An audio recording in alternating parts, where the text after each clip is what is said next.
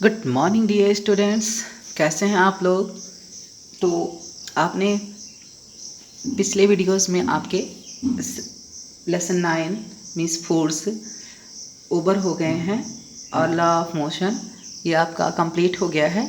तो आइए इस चैप्टर से हम very short answer type questions कुछ आज आपको करा देते हैं। तो आइए हम देखते हैं वेरी शार्ट आंसर का जो है अतिलघुत्तरीय प्रश्न का कुछ अतिलघुत्तरीय प्रश्न। तो इसमें से पहला प्रश्न हमारा, बल सदिश राशि है या अदिश। बल सदिश राशि है या अदिश, इसका मात्रक भी बताइए। हाँ सही समझिए, बल आप सदिश राशि है। बल क्या है आपकी सदिश राशि है और इसके मात्रक न्यूटन होता है। एकदम सही समझिए आप, बल हमारा क्या है सदिश राशि है और बल का मात्रक क्या होता है न्यूटन होता है। बल के और भी मात्रक आपको बताए गए थे, जैसे कौन कौन से। हाँ, बल का मात्रक एमकेएस में आपको केजी मीटर पर सेकंड स्क्वायर न्यूटन या केजी वेट बताया गया था। बल का मात्रक एमकेएस पद्धति में आपको न्यूटन या किलोग्राम मीटर प्रति सेकंड स्क्वायर या किलोग्राम भार बताया गया था।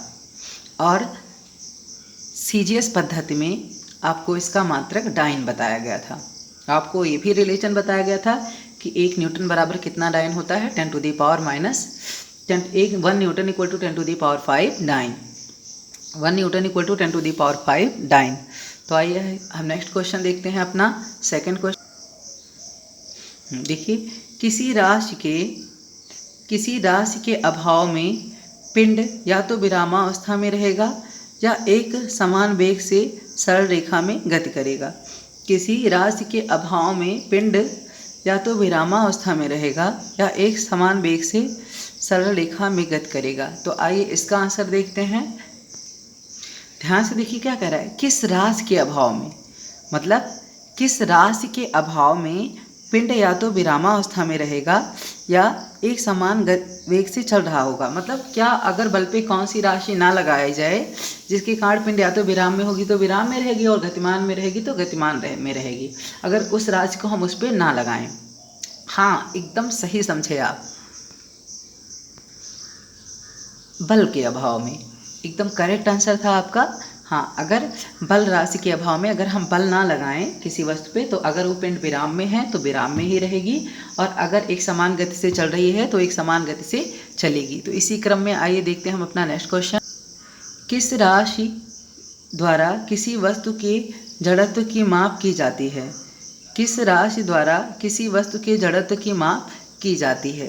तो आइए चलिए इसका आंसर देखते हैं, द्रव्यमान द्वारा। हाँ एकदम सही जवाब है आपका, द्रव्यमान द्वारा। आपको बताया गया था कि किसी वस्तु का जड़त्व जो होता है उसके द्रव्यमान के अनुक्रमानुपाती होता है, अर्थात जिस वस्तु का द्रव्यमान जितना अधिक होगा उसका जड़त्व उतना ही अधिक होगा। जैसे आपके पास अगर एक प्लास्टिक की गेंद हो और एक आयरन बॉल की या लोहे की गेंद हो, तो दोनों में द्रव्यमान किसका ज़्यादा होगा। हाँ सही समझे आप, लोहे की गेंद का। और तो जड़त्व किसका ज़्यादा होगा, जिसका द्रव्यमान ज़्यादा होगा उसी का जड़त्व भी ज़्यादा होगा। तो लोहे की गेंद का जड़त्व ज़्यादा होगा। तो किस राशि द्वारा किसी वस्तु की जड़त्व हम माप सकते हैं, हाँ द्रव्यमान द्वारा। तो आइए इसी क्रम में नेक्स्ट क्वेश्चन देखते हैं। किसी स्मॉल m द्रव्यमान के पिंड पर लगे F बल F तथा उसके त्वरण स्मॉल a के मध्य संबंध है। हाँ इसको तो आप सभी बच्चे बता सकते हैं, ये तो बहुत ही आसान क्वेश्चन है। हाँ एकदम सही समझे, ये है हमारा बल का फार्मूला, बल का सूत्र। क्या होता है, बल बराबर द्रव्यमान गुणे त्वरण, F इक्वल ma। एकदम सही जवाब है आप सबका। देखिए F इक्वल टू ma, बल बराबर द्रव्यमान गुणे त्वरण। आइए नेक्स्ट क्वेश्चन देखते हैं इसी क्रम में। पदार्थ का वह गुण कौन सा है जो पदार्थ की अवस्था परिवर्तन का विरोध करती है। पदार्थ का वह गुण कौन सा है जो उसकी अवस्था परिवर्तन का विरोध करती है। आपको बताया गया था कि एक विशेष गुण के कारण ही कोई वस्तु अपनी अवस्था परिवर्तन नहीं करना चाहती है, वो जो जिस स्थिति में रहती है उसी स्थिति में रहना चाहती है। हाँ एकदम सही समझे हैं आप, सही जवाब है आपका, जड़त्व के गुण के कारण। क्या होता है, जड़त्व के गुण के कारण जड़त्व के कारण ही वस्तु अपनी अवस्था परिवर्तन का विरोध करती है, अर्थात जड़त्व के कारण ही वस्तु जिस स्थिति में रहती है उससे स्थिति में रहना चाहती है। आइए नेक्स्ट क्वेश्चन देखते हैं अपना।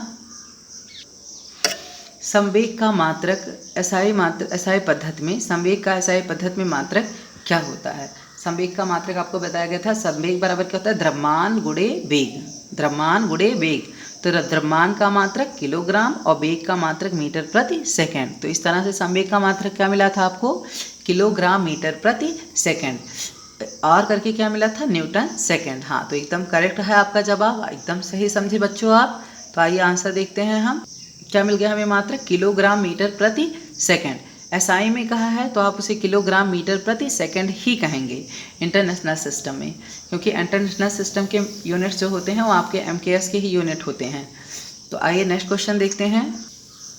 समान आकार के पत्थर व गेंद में से किसका जड़त्व कम होगा? ध्यान से देखिए क्या पूछा गया, अधिक नहीं पूछा गया है, यहाँ कम पूछा गया है। समान आकार के पत्थर व गेंद में से किसका जड़त्व कम होगा? तो जिसका द्रव्यमान होगा, अभी मैंने ऊपर बताया आपको, जिसका द्रव्यमान ज़्यादा कम होगा उसका जड़त्व भी कम होगा।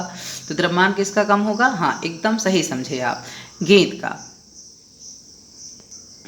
गेंद का द्रव्यमान कम होगा, इसीलिए उसका जड़त्व भी कम होगा। तो आइए इसी क्रम में नेक्स्ट क्वेश्चन देखते हैं हम।